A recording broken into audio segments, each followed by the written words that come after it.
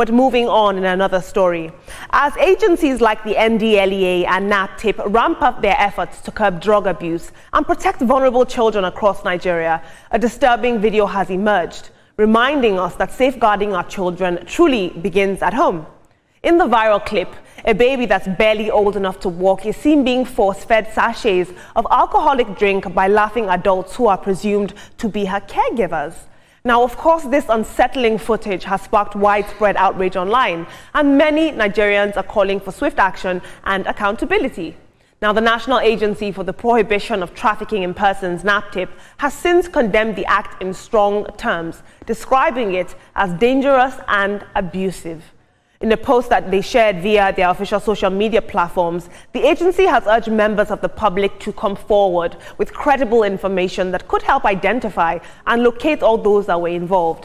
And I think that this is a grim wake-up call. While government agencies may have their roles to play, the first line of defense for a child's well-being remains the home front.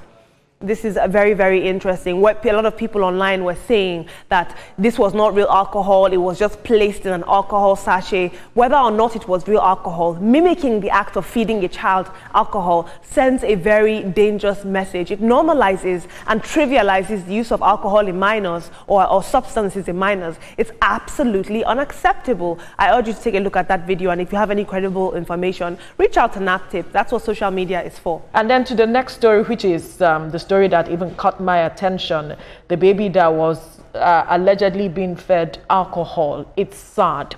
I know that a lot of parents are giving their children to caregivers to take care of, but you have to be careful what goes on. I know your eyes can't be everywhere, but you need to be sure the kinds of persons you bring to your home to take care of your children, because these days you cannot really tell who people are. And then the caregiver who did that, where is your heart? You will have children someday.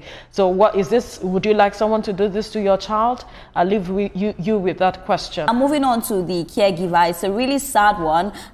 Sometimes I don't really blame mothers for giving their children to caregivers, because people have to work. As a mother, you have to work. You have to put food on the table. I don't know the family she comes from, but you know, the right caregivers have to be chosen. And even when you're choosing caregivers, you can even choose the good one, and something will happen. At the end of the day, you just have to put it in the hands of God. But that was a really bad one on her, and I pray that she's also apprehended and put to book.